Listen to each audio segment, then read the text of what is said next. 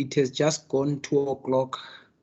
I want us to start the meeting of the Standing Committee on Public Account of the Provincial Parliament of the Western Cape. Let me make use of the opportunity to welcome everybody that has attended, and just also like to stress the fact that this is the meeting of the Standing Committee on Public Accounts for purposes of considering the annual report as well as the Auditor General report of the Department of Human Settlement in the Western Cape. The meeting is going to be conducted in 2 parts. The first part is going to be an in-committee meeting of the Standing Committee, meaning that it will be a meeting that is closed to the public, and also only members of the Standing Committee are allowed to the meeting, as well as members of the Auditor General and the Audit Committee. And also the meeting is not open to social media and other public communication platforms. Can I get an indication the meeting is such in terms of the technical staff of the IT, Mr. Davids? Chairperson, I've just spoken to the IT now, Ms. Candice Morris, and she will now close the meeting, Chairperson.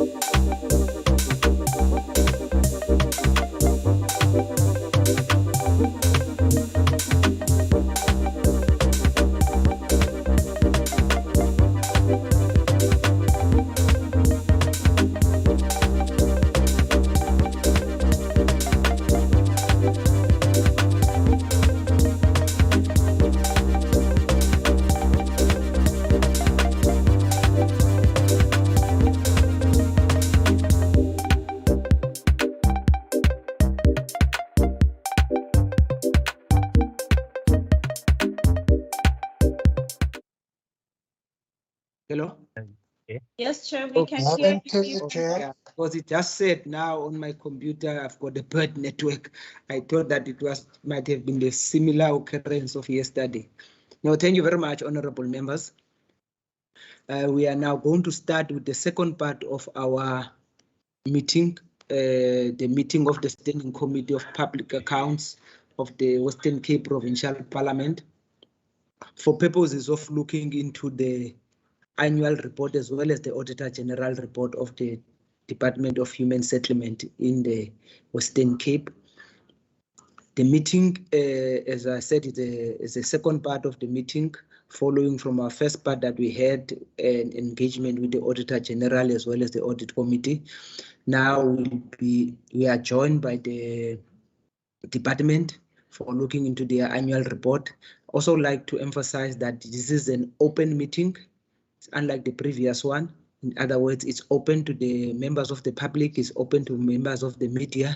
It's also streamed live via various social media platforms. Now, also after the meeting, we will allow those members of the public who are present who would like to ask questions, points of clarity, to also ask questions as well. Now, can I just get an indication whether the meeting has been open, Mr. Davids? Chairperson, yes, the meeting has been open, Chair.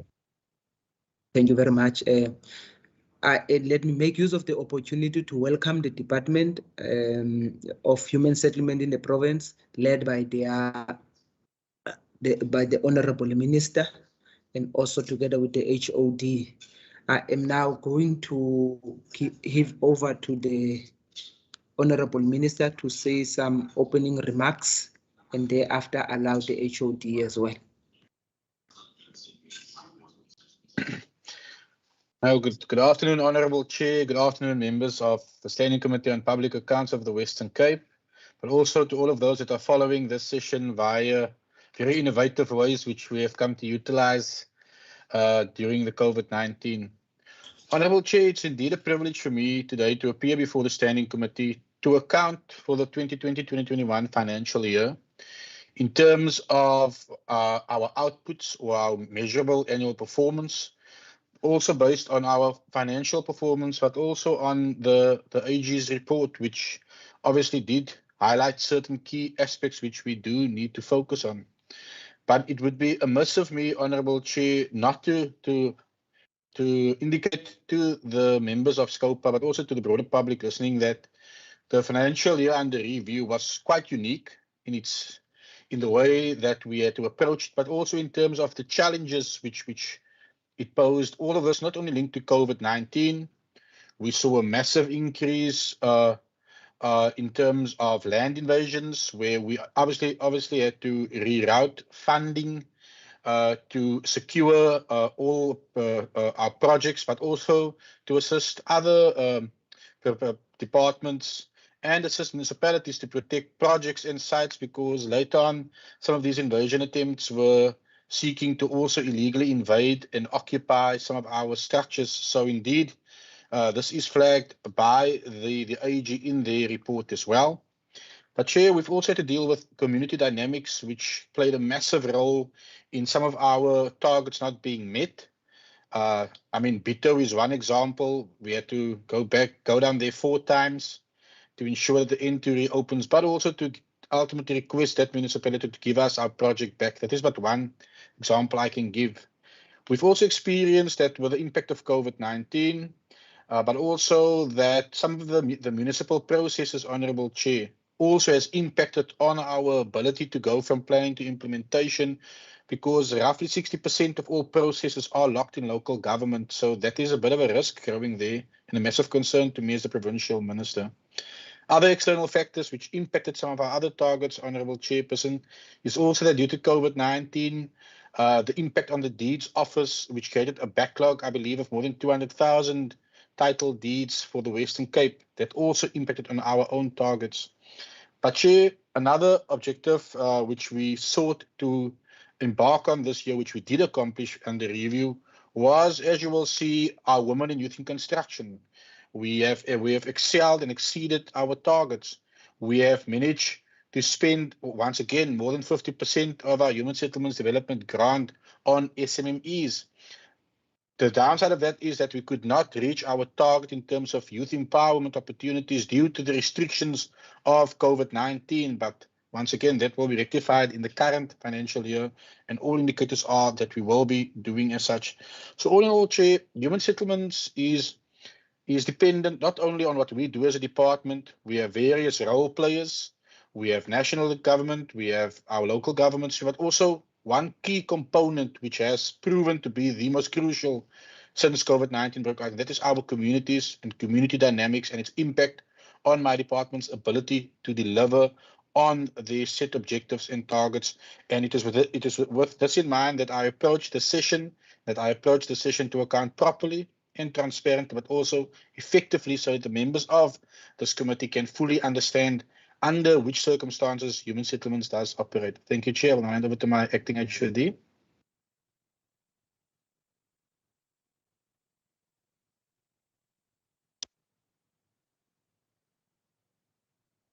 Good afternoon, Chairperson and members. Thank you for the opportunity for us to come and present our report to you this afternoon. Just to confirm that I am with members of our senior management team in the venue here in the building.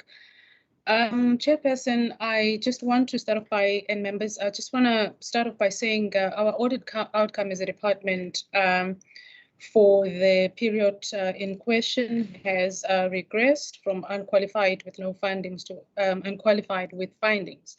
And the material findings mainly relate to some material non-compliances identified during procurement and contract management, and material corrections to the financial statements which led to non-compliance in terms of Section 40. We have put some corrective measures, Chairperson and members, to address some of the deficiencies. We were obviously, as a department, not happy with the regression to the extent that on receipt of the report from the Auditor General, we corrective measures. And I can confirm, Chairperson and members, that in terms of the issues that we highlighted in the audit, we have already achieved 75% of our action plan in terms of addressing those issues. And I'm confident that by the end of this financial year, we would have addressed all the issues in time for us to again report back on our progress made in that regard. We remain committed to ensure that issues of good governance insofar as all the issues that were raised as concerned are complied with, and our interaction with our audit committee as well as in governance processes will certainly further assist us in terms of improving on our outcomes. Thank you, Chairperson. I think I will just hand over back to you so that we can go into the detail of our report. Thank you very much, HOD. Now, honorable members, I am going to allow us to engage with the report of the department together with the Auditor General's report as well as from the report of the Audit Committee. We are going to do it as usual. We are going to start with Section C of the report, and Section C starts from page 74 until page 90. Now, can I get an indication of members who would like to ask questions on Section C of the report?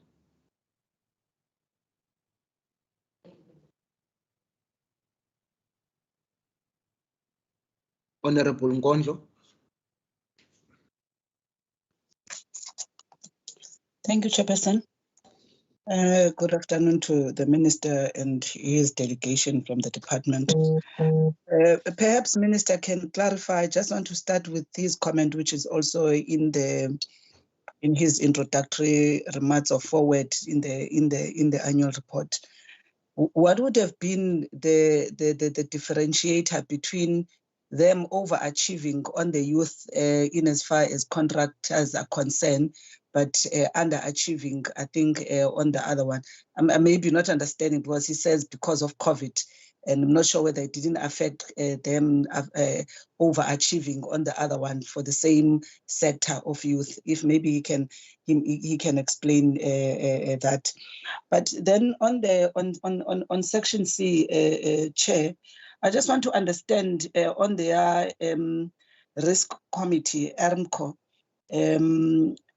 that perhaps I do not understand. Pardon me, I don't sit in the department. Why the Department of Transport as people who also sit in the ERMCO specifically, maybe cross mandates or something, and particularly on this one, but also in terms of the functions, because I see the chair thereof is the HOD, and you have up to a director in terms of the SMS that are in that committee. But I see from the Department of Transport, I think the highest participant there is a director with DDs right up to the assistant director. Is there a prescription or anybody can attend on these matters? And I see one of them, I think, having attended only 2 meetings, especially those from the forensic services of the department out of the 3. Only, I think the other 2 only attended 2 meetings. Maybe if they can just give an explanation on that. And then, Chair, I just wanted to understand I think it is on 2.4, yes, on 2.4, Chair, if they can just explain to me in the risks about, the housing demand. Does the department currently know, because I see that they do have a sort of a database, the housing demand database, in terms of that number as we sit, versus what is that number, if they can provide us as we sit, which is in that database, and actually what has been the delivery, the annual delivery, in particular the year in that we are talking about. What is the delivery of the department in as far as housing is concerned, including, I think, the issue of upgrading of informal settlements? What has been their record versus, what the data that they may be having of what is the total number of informal settlements that we do have in the province? And then on the fraud cases, can they just indicate the nature of these? I think there are 4 cases that they're mentioning, with one that has been closed off. So I'm just interested to know if what would be the nature of these cases and the likelihood of them being closed, assuming that they are currently under investigation. And one last one, Chair. In as far as the conflict of interest are concerned, I think the department there just indicates, I think, the policy environment, what is there. And I just want to understand, in the year in question, were there any cases of conflict of interest that have been identified from them? Because I see that they just indicate that as and when they get to be raised, somebody gets to recuse him or herself, but they are not giving if that there was any cases of such conflict of interest reported in the specific financial year. So those would be my questions for now, Chair. Thank you very much on part C.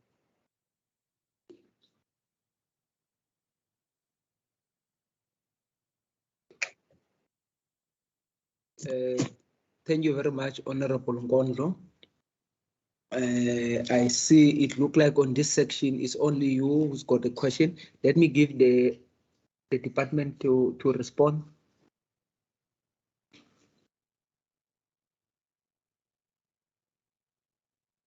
Chair, if I may lead, because the first question was posed to me, then I'll hand over to my acting HOD. Chair, in terms of youth, thank you, Member Nkondlo. Firstly, we have youth that we train Now, our target was 150, we accomplished 56. That is basically programs where we empower our youth with the necessary skill set to enter into the building sector. Normally, we do this in partnership with the NHBRC, with the CIDB, and other role players on our various sites. Then we have the youth in construction, which means they are a graded contractor, where most of the time they are more than 50% youth owned in terms of definition. And there was a set target for us to accomplish for the year under review, which we exceeded. And it's also a monetary quantum, should the member wish to know what it is, which I actually can give that we have accomplished. So that is the difference in the two approaches when I speak of the youth. Thank you very much, Chair.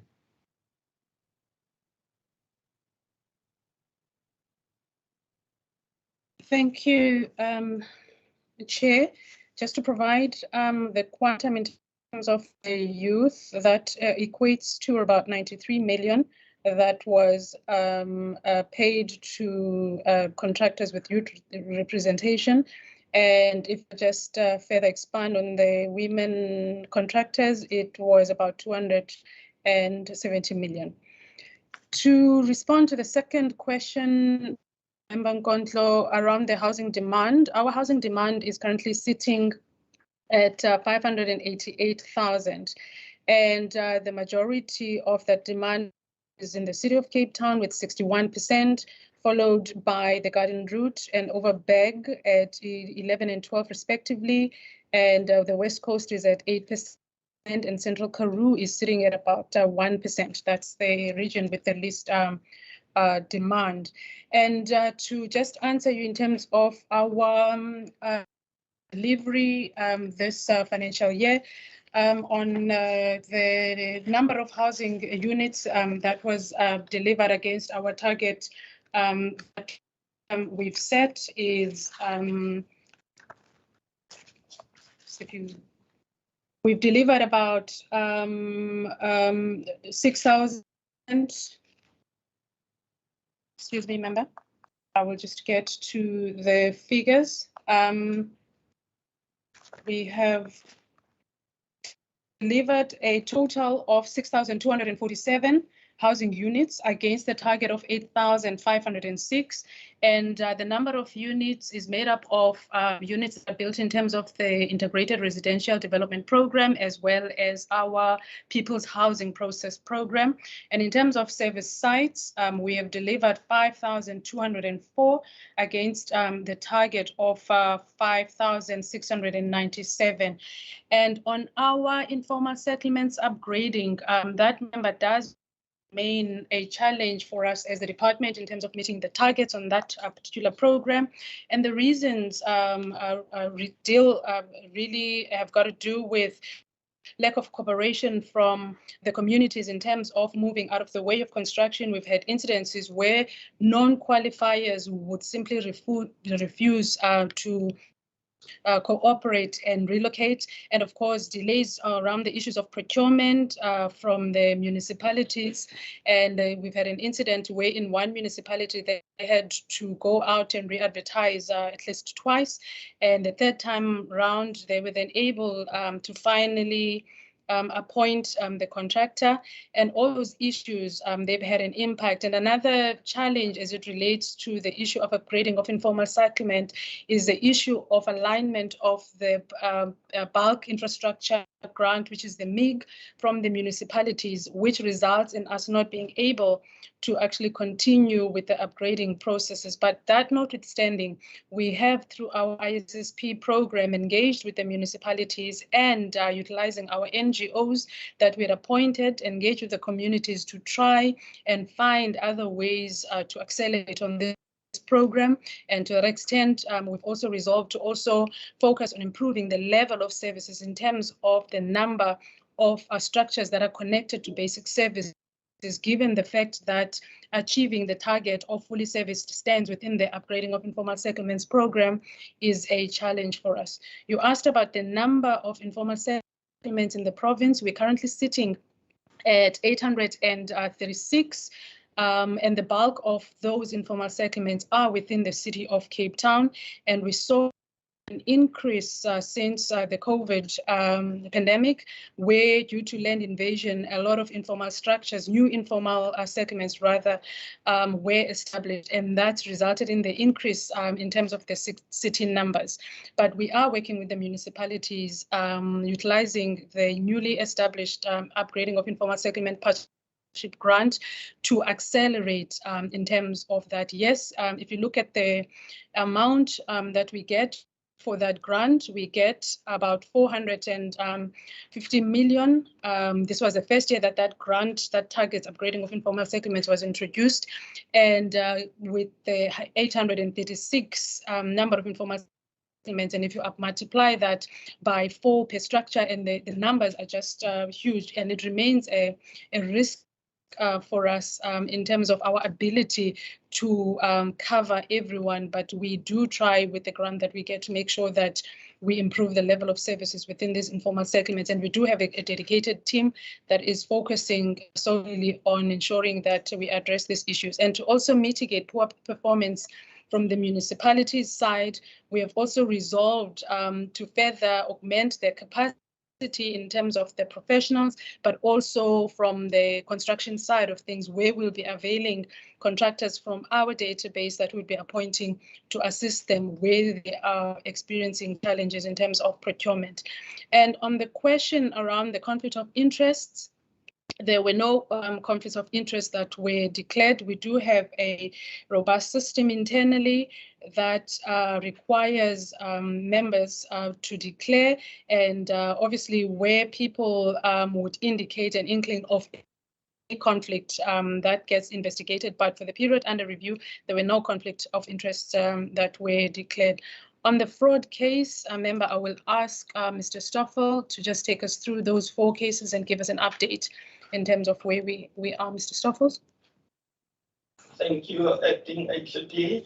Chair, if I can start off by, yes, the case now at the beginning financial year was 4, but as the department, only 1 was actually closed, finalized, and we can only report on that because we are being, HOD are being kept up to date on a monthly basis on the progress. But the outcome of the cases is only known once the case is finalized. On this one matter, and yes, it's 4 cases, and sadly only 1 was finalized. But that basically to actually respond on the backlog. Forensic service can do that if they like.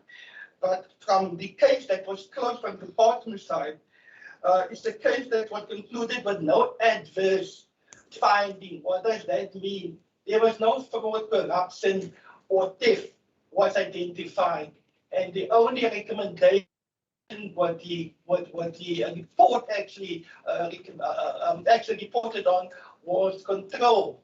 And if I go a little bit further on the case itself, it was a departmental referral because we are very serious about fraud, corruption, and all allegations reported to the department, we actually report. We don't actually decide whether or not. All allegations that actually we receive, we do report, and this is one of them. It was a official in our supply chain section, and that is a critical risk part, especially that we're dealing with suppliers. So yes, it is inherent. Basically, people in that section, basically, that there can be corruption, fraud, corruption, and also other irregularities.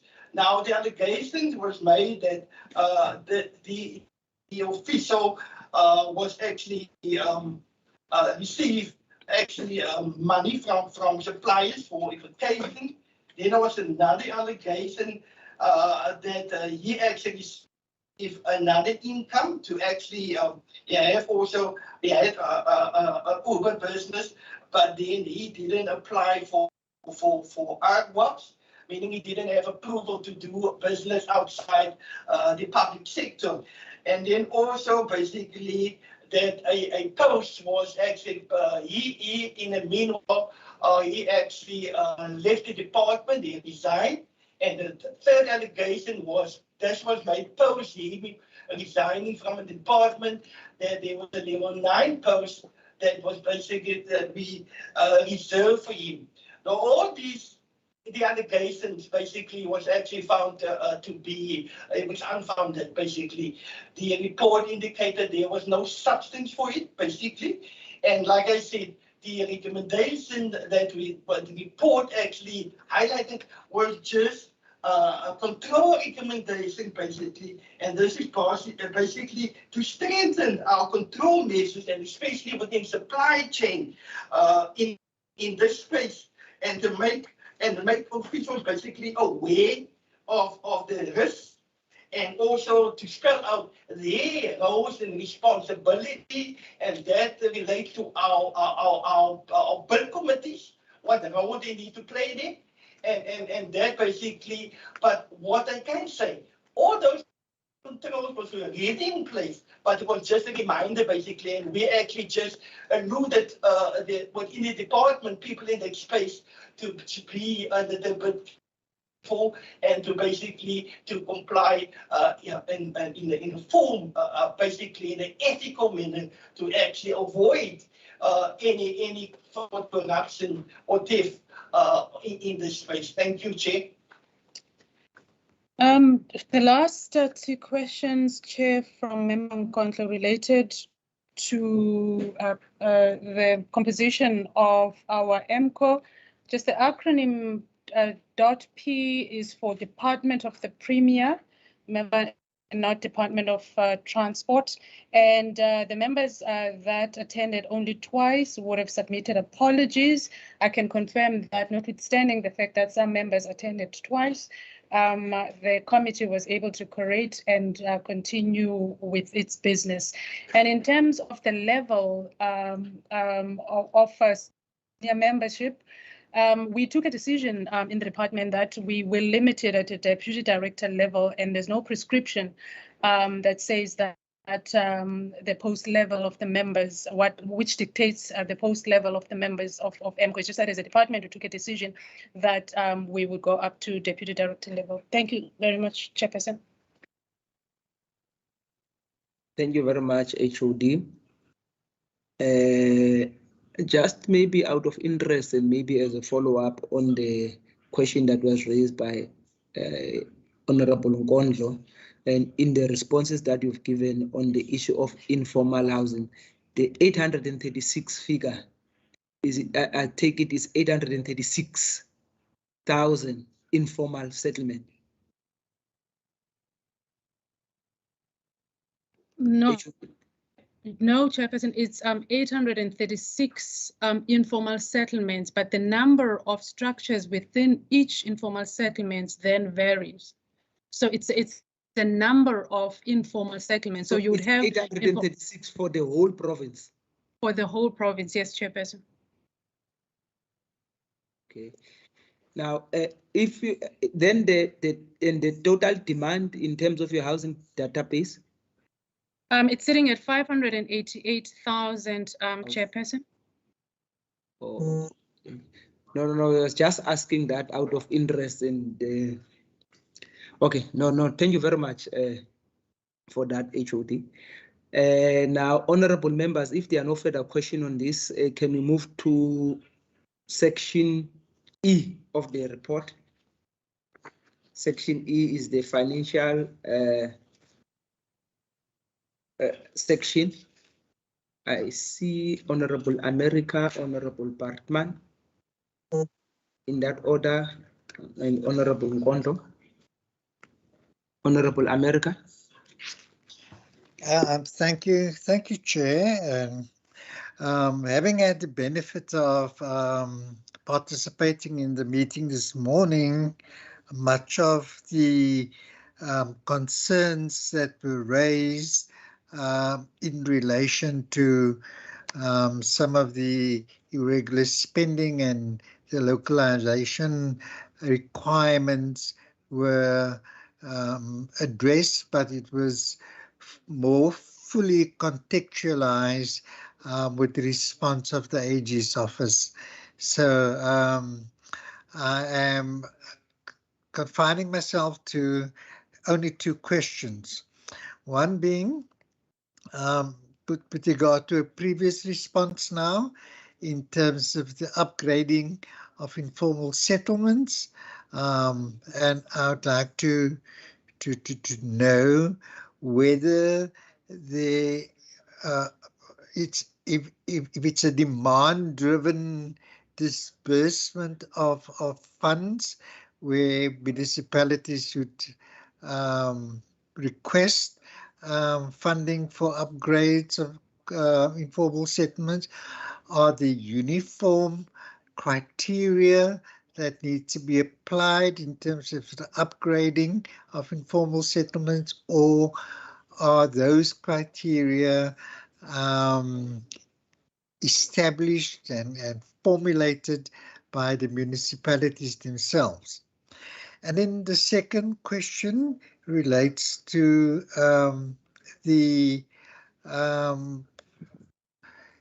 irregular expenditure, and it is on page 204, I think, and that relates to payments to a security company because the security services were not for the department's properties. Now, the service delivered falls outside of the scope of the contract entered between the department and the security company. Can the department give more clarity on that? It is something that was identified by the AG, and the department, in its response, provide an explanation that it will investigate the matter and determine whether any disciplinary steps and the recovery of the money will be sort of effected, because the cost involved, it's huge. It's almost 190 million rand. So where are we in that? Has the investigation begun? Are there any steps towards instituting, if need be, any disciplinary measures against the non-compliance of that particular expenditure? And is there any steps towards the recovery if it is found to be irregular in terms of the particular expenditure? That is the only question I'd like to pose for now, Chair. Thank you. Thanks, Honorable America. Honorable Bartman. Thank you, Chair. Member America assisted me with the one question regarding that irregular expenditure and how it will be recovered. I just wanted to understand what happened. So obviously we know the processes that weren't specifically followed because we heard the information in the AG and Audit Committee as well. But specifically what went wrong? So when the emergency procurement comes, and if it's for something that is quite frequent in terms of the type of service that the department deals with, isn't there usually a process that gets then followed to make sure that such emergency procurement have the respective justifications or deviations and so on? And I also wanted to find out from the CFO whether they have an annual procurement plan. And Ms. Nkosi indicated that, and I think this is related to the same topic, that they've already achieved 75% of the progress plan to date. And I just want to find out what is in that progress plan to be able to address the gaps that were identified. And then on page 169, under the housing asset management, it indicated there that 185,000 Rand of legal services were not used in relation to services for things like, assisting with the, things like the deeds office, stuff like that. And then I think in one of the previous economic classifications, it was about 55% thus of the legal fees or funding spent. And the justification in the box indicates that it's relating to the deeds office. I just want to find out what that was relating to, what the deeds office impact was within this particular financial year, within this particular budget, and what is the average amount of transaction per person that the legal services does for human settlements in relation to the deeds office. So for example, if you're assisting Deirdre with a deed, how much more or less would that cost? Just so we can have a bit of context of how much 185,000 Rand would assist with. Then on page 182, I see under accounting policy note 23 that the department obviously has a principal agent, which is the South African Post Office, for collecting debt from beneficiaries. And I just wanted to know, how effective is this relationship with the South African Post Office? Because on page 171 within the statement of financial performance, the departmental revenue decreased by 18 million. And within your cash flow statement on page 174, the departmental revenue received was also decreased by approximately 15 million. And then it obviously goes into the respective notes. And the reason I asked this is because I think it was last year, the Department of Environmental Affairs and Development Planning brought a bill to the provincial parliament to amend provincial legislation in order for that to be in line with national legislation.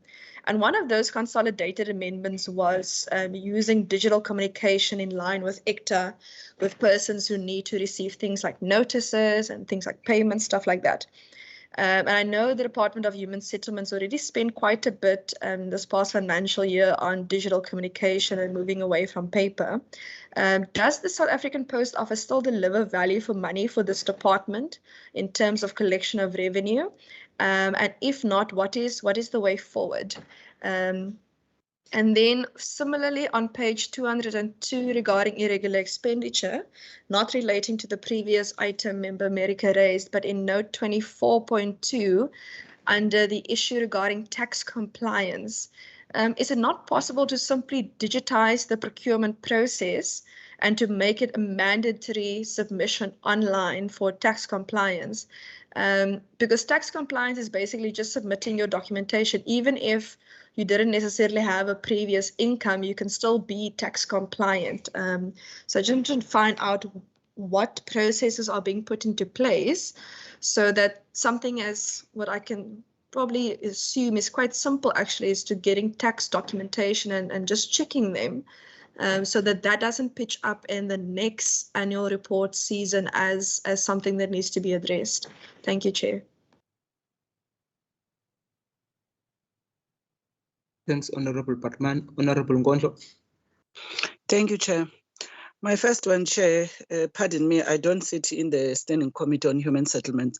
Just want to understand why did the HOD resign, and if such had anything to do with this sort of fallout of the department if one looks at its previous audit reports and findings where it has had clean audits, and now you have a situation where the audit is qualified. Secondly, Chair, assuming that when one reads, I think the emphasis of matter from the AG are around the issues of supply chain. And once again, which consistently, if you look at the previous 2 other years, you know, it doesn't look like the department had any challenges in managing its supply chain. So one is interested to understand what has happened, you know, specifically in this financial year with these kind of issues that are actually raised by the AG in as far as, I think on page 150, the procurement and contract management. How did it happen, for example, that a contract put out there without the necessarily procurement provisions in terms of the law, the mandatory subcontracting to allow designated groups. How did this happen? And assuming that all of these, you know, there are different quality assuring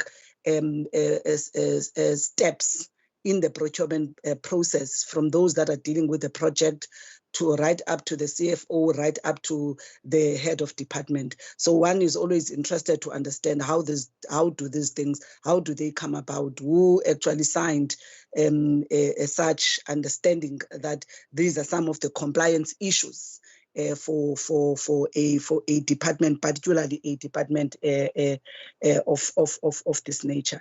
So I'm interested to know and whether what are the measures in the department that are being taken in as far as this particular non-compliance is concerned. Chair, further to this one. I think on the conditional grant, I think I think it's 170, on page 170 actually, on the over expenditure on Killarney Gardens. Can we just get an understanding? Is this a property of Human Settlements Province?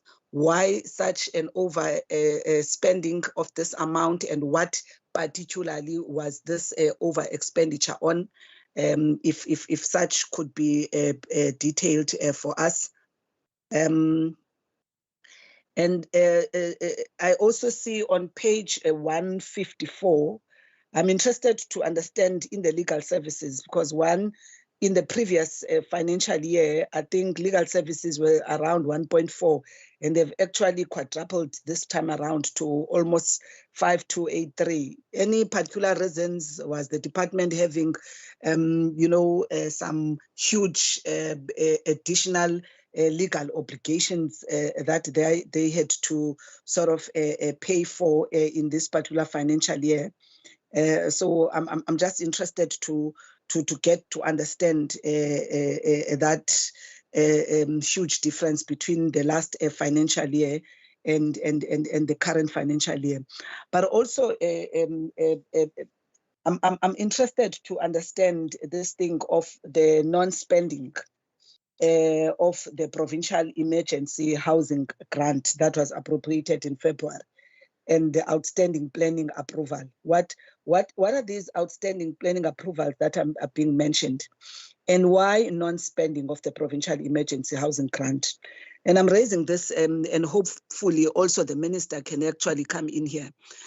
Because I would also want to understand the extent to which this particular department is responding to the challenge of emergencies such as fires, using this particular grant or any other, because there has been a very blurry understanding of who and what constitutes, a fire emergency or fire disaster, between the province, the city, not the city, the municipality actually, and national, because when you find these grants are not being paid, and I'm raising this now from the workshop we had with National Treasury around the grants that do exist and what we have been seeing, especially in informal settlements, where there would be fires, and when there are those fires, there is no clarity who is supposed to be responsible. And I think municipalities, particularly the city of Cape Town, had to, be met with these particular demands of fires, in particular in informal settlements. So one is actually a bit disturbed when one sees non-spending of the provincial emergency housing grant, assuming that these emergencies includes fire emergencies, but the money is not spent on the other hand, on the ground, you're finding that there are fire victims that do not know where to go or how can they be assisted by government, but you are told that there are grants that are being that are not spent. So if maybe I can just it can just be explained in particular this one on this particular financial year, how did it happen that the money was not spent, and including what composed these outstanding planning approvals, and who is supposed to be doing these planning approvals, which are indicated, I think, in the report. Thank you, Chair.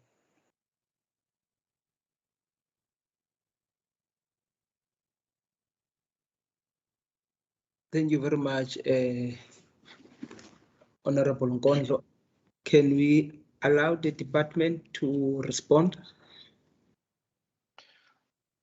Thank you very much, Chair, and I'll respond to the set of questions which Member Nkondlo posed to me, and the balance will be covered by my acting HOD. In terms, Member Nkondlo, when we talk about the emergency human settlements grant, there are two. You need to understand that there's two types of grants. There's the Provincial Emergency Housing Grant and the National Emergency Housing Grant. But to gain access to both of these grants, you do need to apply through to the national department. Obviously, we need to concur with the local authority. But the National Disaster Centre sees a disaster in terms of fire, in terms of informal settlements, or any form of structure as 1,000 and more structures.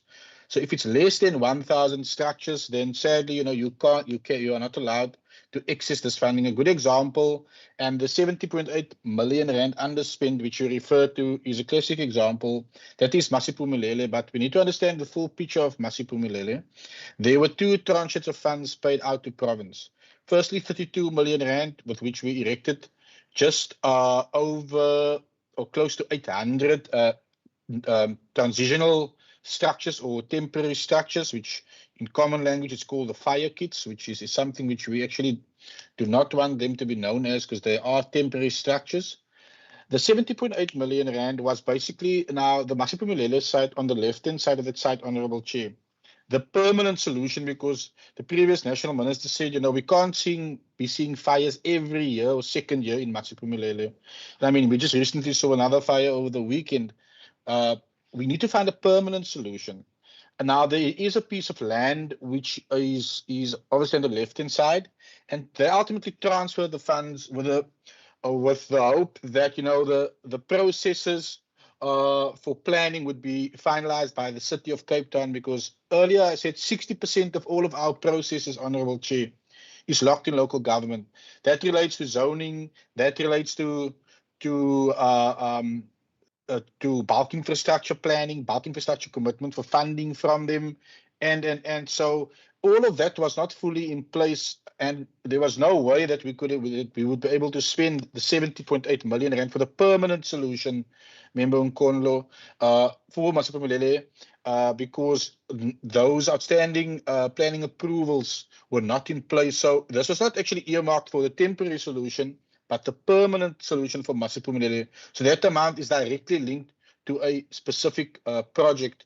Now, in terms of clarity, we have provided the City of Cape Town with clarity more than once from our side, and even with the National Minister's recent visit, that it's incorrect to say there is no money.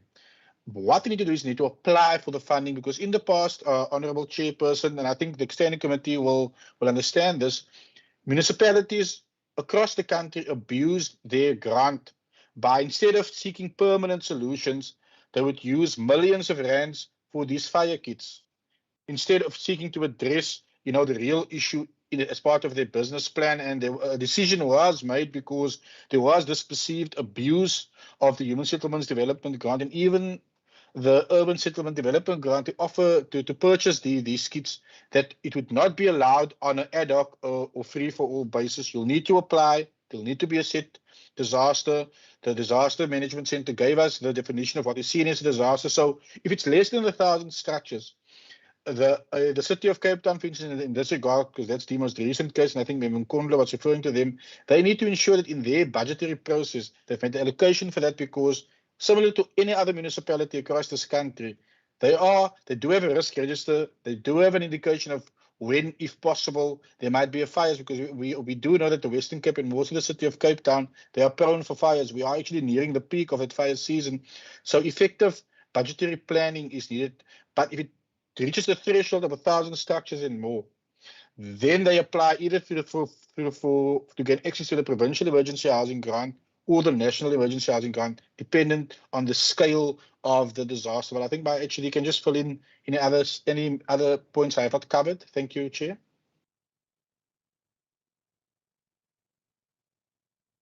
Thank you, Chair. I think Minister has covered a great deal of the provincial emergency grant. Just to expand on the timelines for the approval process, the city has indicated that they are now expecting environmental approval in May of 2022. This has shifted from the earlier date that was communicated to us, and now the new date that they've communicated to us is May of 2022. And once the city then receives the statutory approvals, they will then commence with the process of procuring services to install the engineering services, as well as the construction of the top structures as a solution, as a permanent solution for Masiphumelele. Just to add, where we didn't have challenges, we've responded well. In 2018, 30 December 2018, there were Wuppertal fires, and we immediately acted as the department, and we requested approval from the national for the funding, and we were able to immediately provide a response to that community without any further delays, because there were no issues relating to statutory processes. And unfortunately, because the statutory processes, as Minister has indicated, is an exclusive preserve of local government, there's not much that we can do in terms of wishing those processes away. We assist the municipalities from the environmental point of view, where we decrease, for example, the advertisement processes for your environmental authorization, but by and large, they still need to go through the hoops, and it's even worse when we receive objections to the proposed developments, because that then further extends the period. I think what we've called for as a sector is for engagement at a national level with COGTA, perhaps, to see whether or not there shouldn't be a review of the requirements in as the statutory processes are concerned, to enable us as government to respond timelessly in the event of disasters. And if I can then just go back to Member America's request, I will answer some of the questions, and then CFO will then take the rest of the questions. On the upgrading of informal settlements, Member America, you asked what informs our budgeting process and whether there is any uniform criteria. We do have a process in the department that we follow in allocating budgets to municipalities. We start our engagement processes early on in the financial year.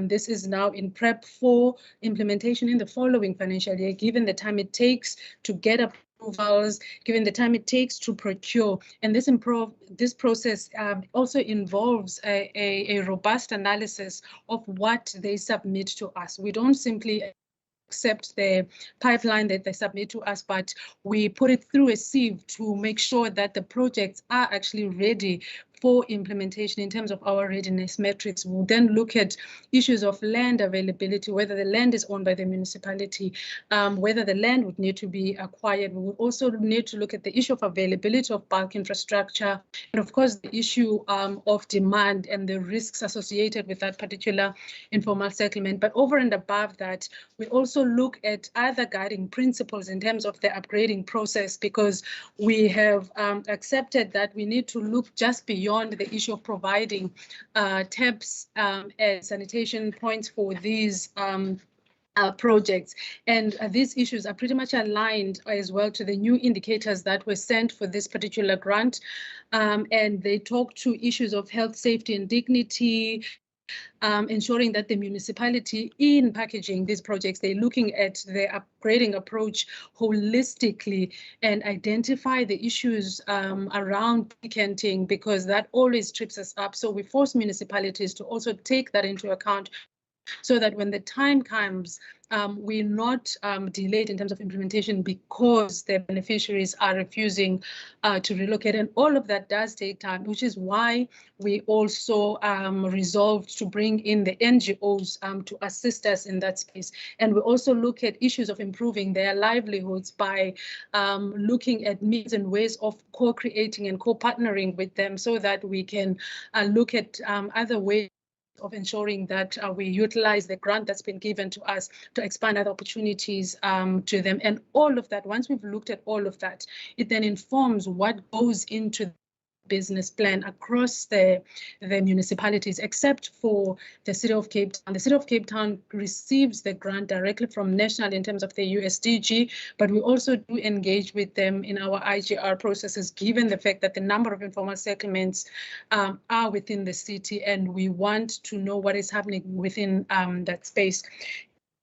So there is a uniform criteria that we follow when we assess the applications, which is why we're able to identify bottlenecks, and where possible, we try to mitigate that by identifying other projects where we could easily accelerate. And we also do an adjustment budget in year, depending on the absorptive capacities of those municipalities to accelerate. I will then ask the CFO to respond on the issues around the irregular expenditure and all the other matters that we raised. Thanks, Sipho. Thank you, Chairperson. Thank you, committees, for the questions on.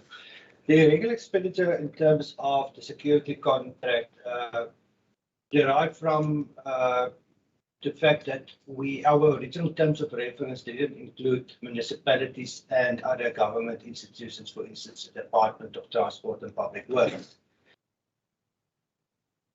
The provincial contract does not make provision for this type of service that we as human settlements have. That means the eviction of and safeguarding of land. So both the City of Cape Town and the Department of Transport and Public Works requested us if we can help, and we expanded on our appointment to the Red Ants. The AG found that terms of reference cannot be expanded to include those spheres of government, and we were then found wanting. The amount of 82 million rand that was spent by the department for those two entities were recovered before the 31st of March, and a further amount of 35 million was paid by the City of Cape Town in November 2021. So all that money that was spent on those two entities were recovered. Internally, there was an investigation done. It was found that there was no malicious intent, no evidence of fraud or corruption, and there was no losses incurred. We did that investigation, and the request for condonation to the Provincial Treasury is en route to the Treasury.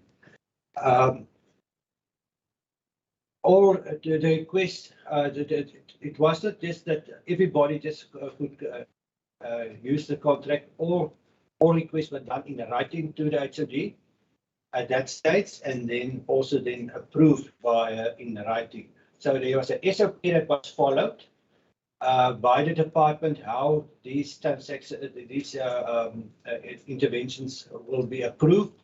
But the issue was that the process that we followed to expand on the terms of reference instead of going out on a limited bid, that was found irregular. We have a procurement plan. The security contract was on our terms of reference of our plan, and actually there was a new one that was then scheduled to enter to be entered into on the 1st of April 2021. That specific one was the one where the 30% was then excluded, as well as the functionality. The provincial procurement regulations do allow at the condition that where it's feasible, all contracts above 30 million, past 30 million rand must have a 30% subcontracting to designated groups. Our construction contracts are all compliant to this, so this is just the security contract that was found wanting on that specific one. The legal services that we paid and other expenditure that we incurred, it cost between 2,000 and 5,000 rand per case to be transferred, and the 185,000 rand then constitute to about 70 to 90 cases. It depends on what is the complexity of the specific transfer. The South African Post Office has had this agreement with the National Department of Human Settlements and then with the provinces since pre-94. That is in respect of all Western Cape Housing Development Board properties, where those tenants and owners, they have a card and then they pay there by the post office. It's not a lot of money that is involved as part of our revenue collection. In total, it's about 1 million rand that comes through the post office per year, and that is about 25,000 rand in commission that we pay the post office annually. Our biggest source of revenue is the refunds, is capital, and it's in terms of refunds of subsidies not utilized by municipalities, or the selling of properties that we built, our sites that we serviced, and then also lately subsidies that we received from Eskom. The big decrease between the 2 years is due to the capital nature of it, and huge amounts of money was paid back by the City of Cape Town in the previous financial year to clean up their books and to release funds that was locked up against beneficiaries' names that and projects that is not performing. Just on the tax compliance issue, we had 3 cases whereby when the delegated authority approved and awarded the contracts, they were not tax compliant. They were tax compliant when they were evaluated, but the regulation does say when on award, and due to the processes that's followed by SARS, the one moment you might be compliant, the next moment you're not compliant because you still need to pay your VAT. We've instituted a process whereby on the date that the file is going through the HOD, it will have a certificate signed off by the supply chain manager with the supporting documents to ensure that all governance, including the registration on CID, all statutory registrations are compliant, as well as tax compliant. I can assure the committee that the systems does not allow for us to make payments to anyone that is non-compliant. So when we have a payment that is done, it will not go through the system. It will be blocked, and so no payments were done in respect of non-compliant contractors or service providers. Just one thing, the audit was not qualified. It is unqualified with matters. And the emphasis of matters on the supply chain management, as indicated by the AG, it related to those irregular expenditure, and we didn't comply with certain conditions in the procurement. We've done put in corrective measures whereby we address the shortcomings. I can indicate to the committee that the 264 million rand that was in terms of the bias service providers, professional service providers framework has been condoned by the Provincial Treasury in November 2021. and that the remaining part, as from now on, it will not be regular anymore. Just on the over expenditure on Killarney Gardens, that was in terms of the security contract that we claimed, the security that we claimed from the City of Cape Town. The City of Cape Town indicated it's not their land, and they didn't give us approval to procure that service. The project is funded by the City of Cape Town, and we assume that that will be included, but it was excluded from the contract, and that means that we had to decrease our receivables and then had to increase our expenditure there, and that also led to us one of the reasons for one of the material misstatements that we had. The legal cost that went up so high, I'm glad to pronounce that part of that is conveyances to the amount of 2.050 million rand. That's in terms of our FLIS project, whereby the units were sold to qualifying beneficiaries, and that is the amount of money that went for conveyances. That's 153 units.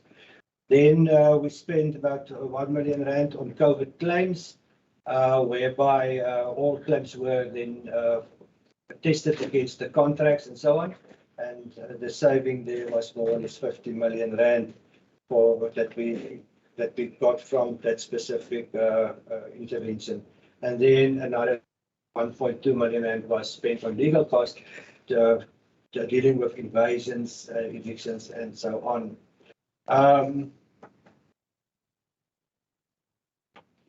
I think that is a part on the irregular expenditure, and I'll hand over to the acting HOD through the chairperson just to respond on the planning approvals on the emergency housing grant in Masiphumelele. Thanks, Chair. The approvals, they have indicated the city is expecting those now in May of 2022. And provided there are no objections there, then the City of Cape Town will be in a position to commence with the construction for the permanent solution for the Masiphumelele beneficiaries. Thank you, Chair. Back to you.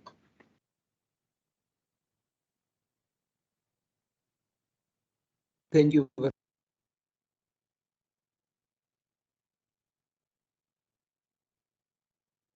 Thank you very much, HOD and the Minister and CFO. I see Honorable Nkondlo's got a follow-up.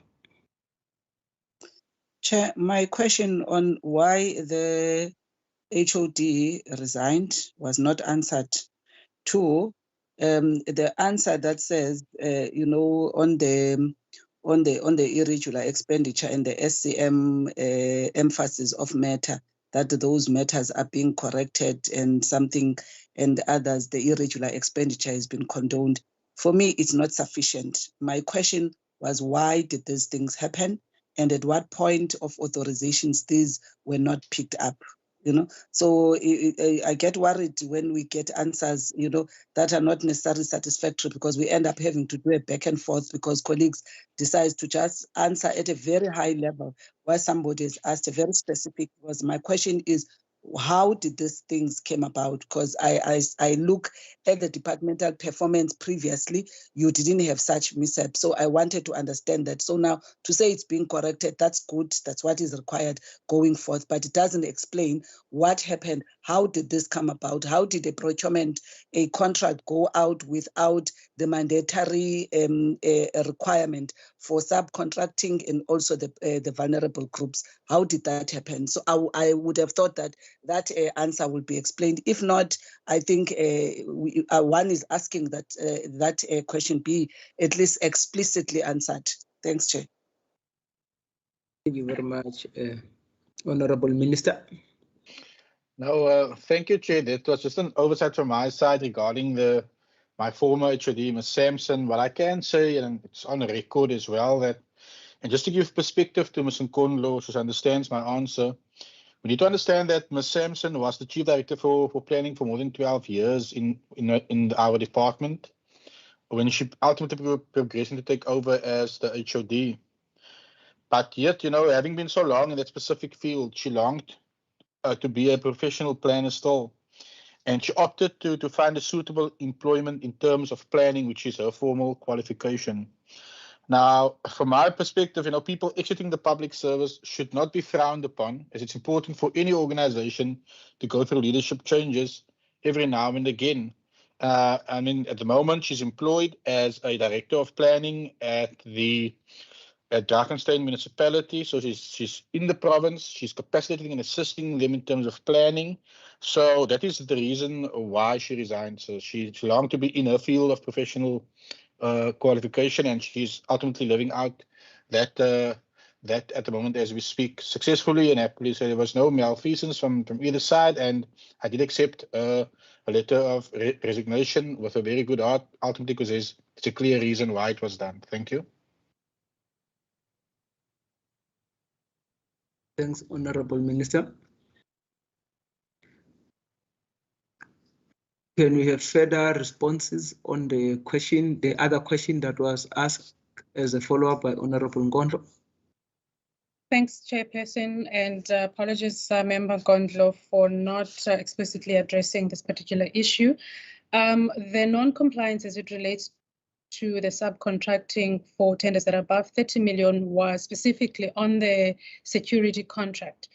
When we put together the terms of reference for this, we worked with the Department of Community Safety, given the fact that the procurement for security services is not our forte. So there was indeed an oversight insofar as explicitly stating in the tender that this would be a requirement.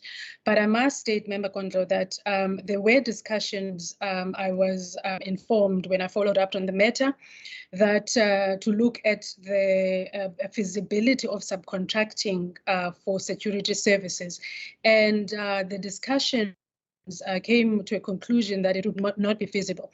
Where we erred was not to put that in writing as a form of a report. And I think when the matter we discussed it with the AG, they indicated that whilst they accept that we may have gone through that process, but given the fact that there is no report that has been signed off as part of the evaluation process, then it would be deemed as non-compliant. But the discussions did take place to understand whether or not there would be SMMEs that would be able to deal with the issues as it relates to procuring our properties, and in certain instances having technical teams that would deal and assist us in that particular matter.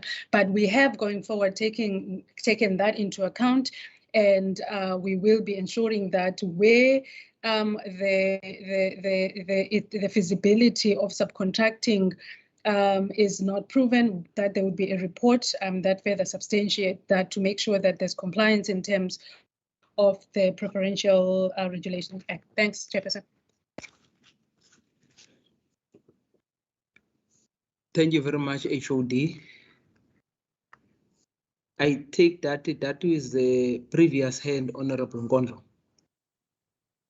Chair, I just wanted to check from the acting HOD that there's a report that they failed to provide or attach. Is it available and can it be shared with the department, with SCOPA? HOD?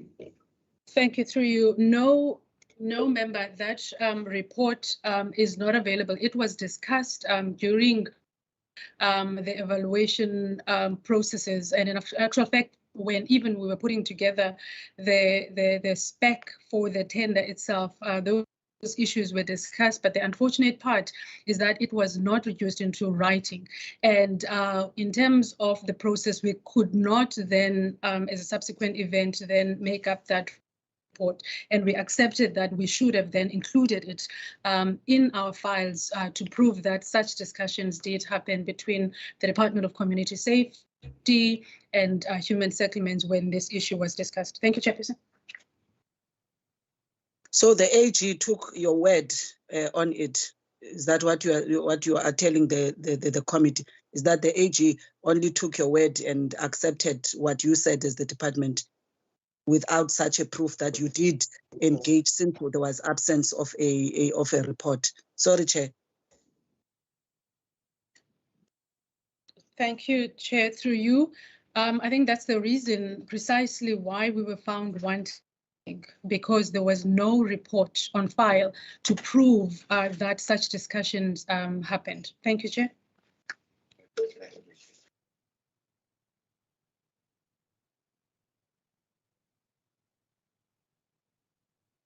Okay.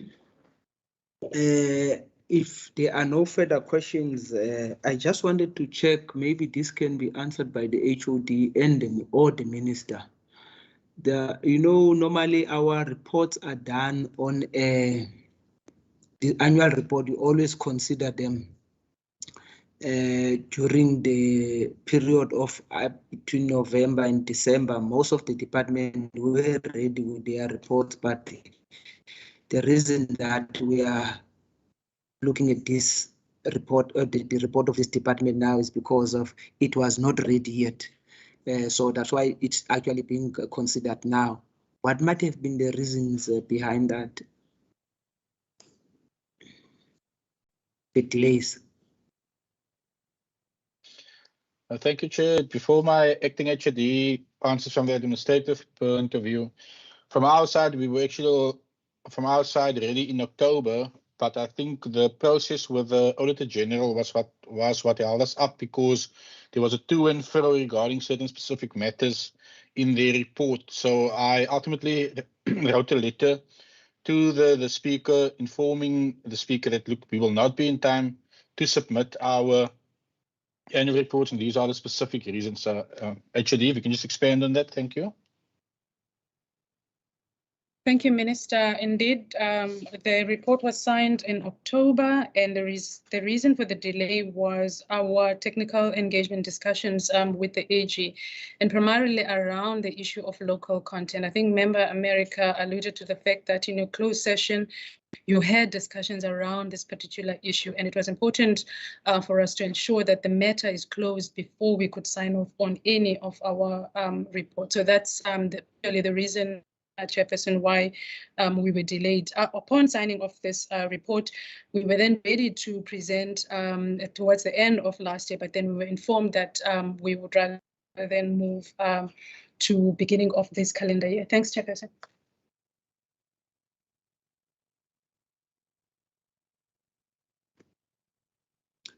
Thank you very much,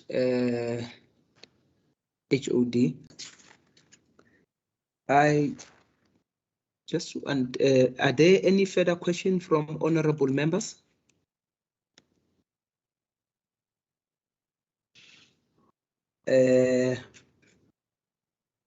Honorable Minister, as we are about to round up, are there any remarks that you'd like to make?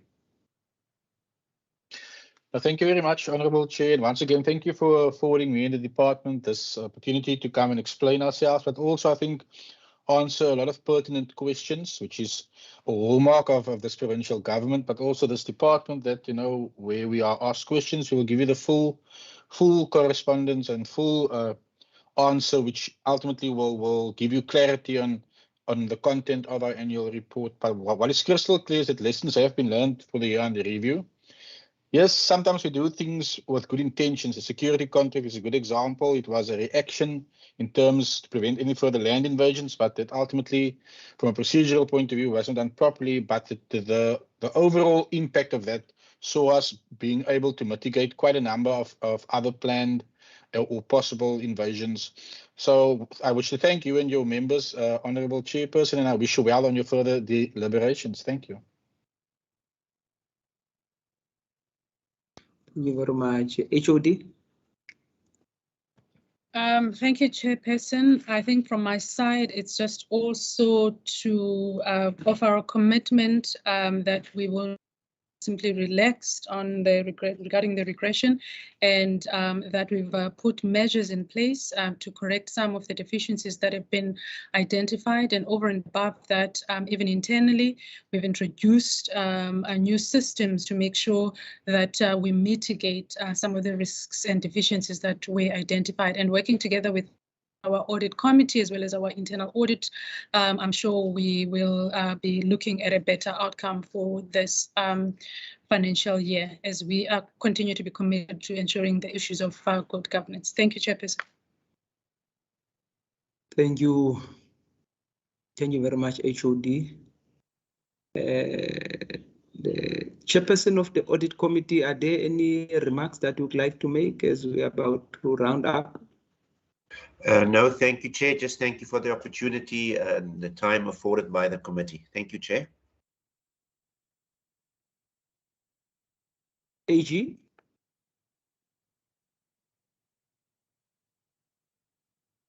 Any remarks as we are about to round up? The office of the AG?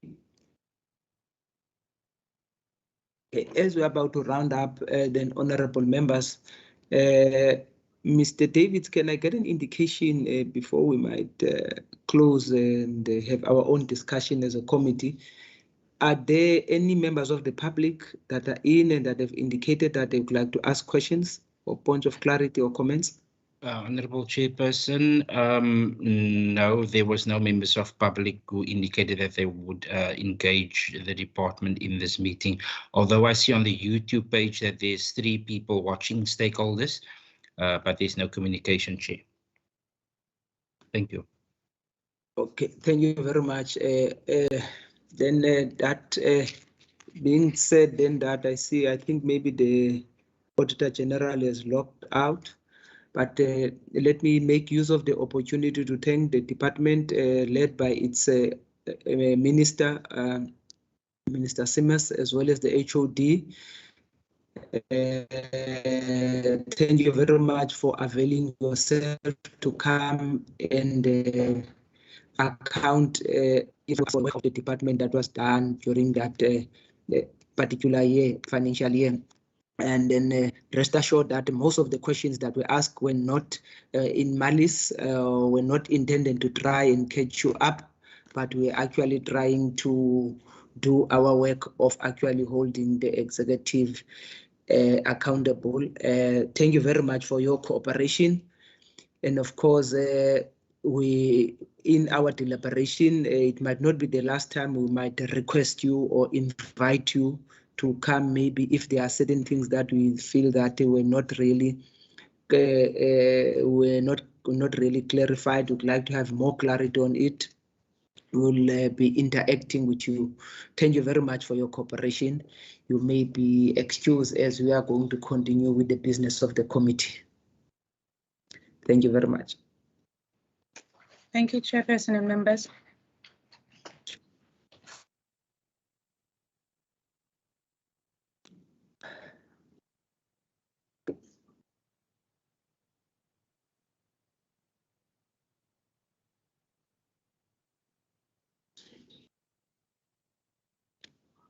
There you are, honorable members. I must say you can see the difference when there is an unqualified report with findings. It actually takes us longer than other departments that actually don't have any findings.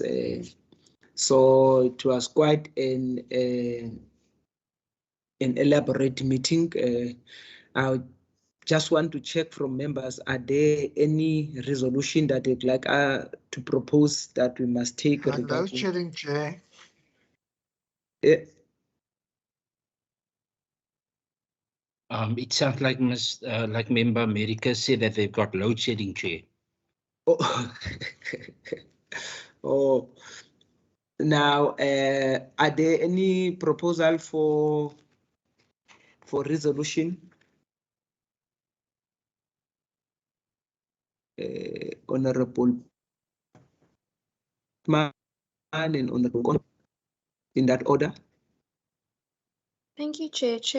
If possible, if the department could just do a write-up for us on those action steps that they're putting into place in order to avoid similar irregular expenditure in the future, and also the steps that they are taking currently in the consideration of either condonation or when they're not condoning, consideration for disciplinary steps just the information in a short write-up for us, please. Thanks.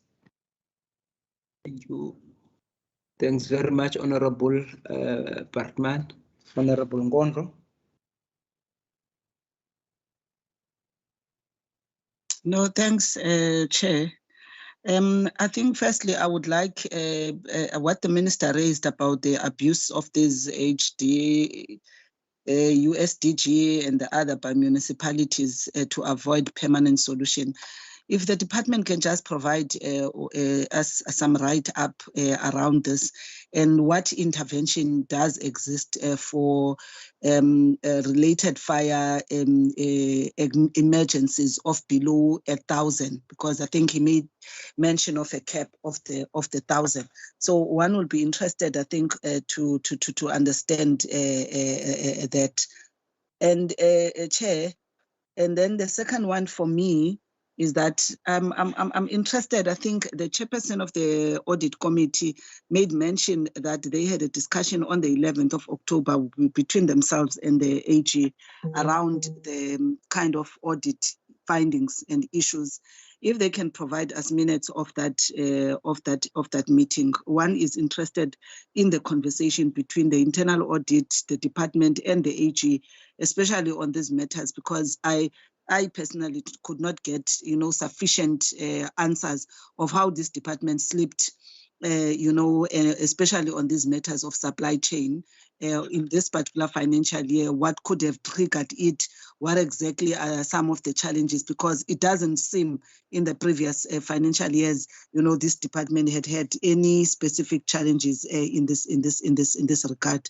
And then the last one, Chair, is that one is interested, I think, on the Treasury instruction notes, because I seem still not to understand this thing of the deviation, or what the AG called, procedural unfairness. Maybe the AG can just explain, can send us something just to explain what that concept is, and if it is possible, if they are able to explain it in light of this department and the local content sort of waiver that they gave the department. I think one would appreciate, lest if they do not, I'm sure one could be referred to ask that to Provincial Treasury or the department itself. But first, I think AG must just explain what in their context is the meaning of a procedural unfairness, which gets to be identified, to waiver